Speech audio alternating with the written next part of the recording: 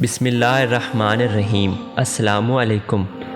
رقبے کے اعتبار سے ہندوستان ایک بہت بڑا ملک تھا اور یہاں کے ہندو حکمرانوں نے صدیوں سے ایسے قلعے تعمیر کر رکھے تھے جو ناقابل تسخیر تھے۔ سلطان محمود غزنوی نے شمالی اور وسطی ہندوستان کے تقریباً تمام قلعوں کو فتح کر لیا تھا۔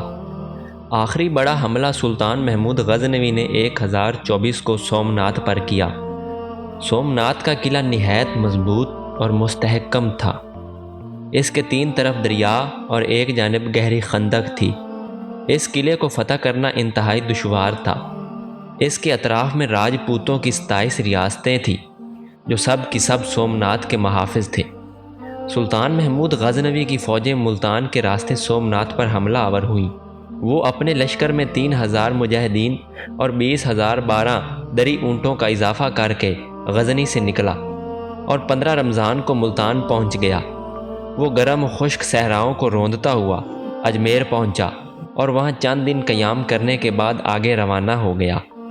راستے میں اس نے کئی قلعے فتح کیے اور گھومتا ہوا سومناتھ جا پہنچا۔ یہ ساحل کاٹھیا وار پر ایک بارونق مقام تھا۔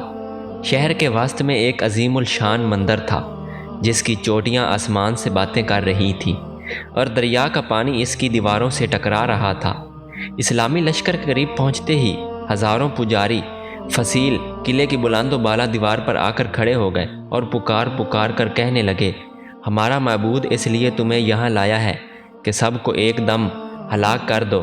تم نے جس طرح ہندوستان کے بتوں کو سر اور پاؤں توڑے ہیں اسی طرح تمہارے سر اور پاؤں توڑے جائیں گے۔ سلطان محمود غزنوی نے ان کی تان و تشنیع کو کوئی خیال نہ آیا اور فوجوں کو پڑاؤ کا حکم دیا۔ دوسرے روز صبح ہوتے ہی لشکر اسلام نے فصیل کے محافظوں پر تیروں کی بارش برسا دی۔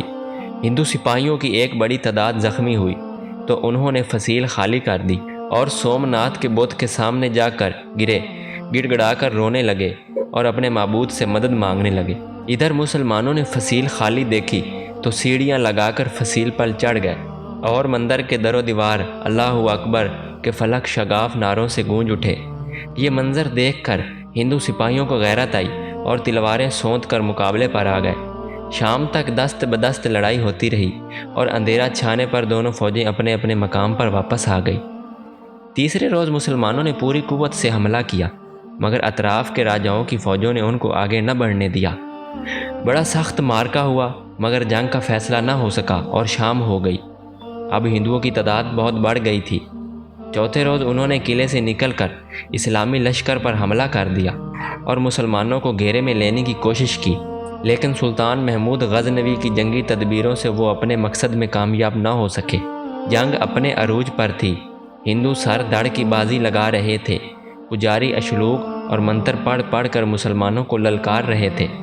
ایک دم انہوں نے متحد ہو کر مسلمانوں پر اتنا شدید حملہ کیا کہ مسلمانوں کے قدم ڈگمگا گئے۔ سلطان نے اس کے جواب میں فوج کے ایک حصے کو علیحدہ کر کے ان کے مقابل کر دیا۔ دو اطراف جنگ شروع ہو گئی۔ اسی اثنا میں بھیم دیو راجہ اپنی تازہ دم فوج کے ساتھ آن پہنچا اور ہندوؤں کا غلبہ بڑھ گیا۔ سلطان نے دیکھا کہ ہندوؤں کی فوج میں مسلسل اضافہ ہو رہا ہے جبکہ سلطان کا اللہ کے سوا کوئی مددگار نہیں تھا۔ چنانچہ اس نے ایک دھواں دار تقریر کی۔ اس تقریر نے لشکر کی رگوں میں جذبہ جہاد دوڑا دیا اور چند ہی لمحات میں اسلامی لشکر کے مجاہدین شیروں کی طرح بپر کر جھپٹے اور پلک جھپکتے ہی انہوں نے ہندوؤں کی لاشوں کے انبار لگا دیے۔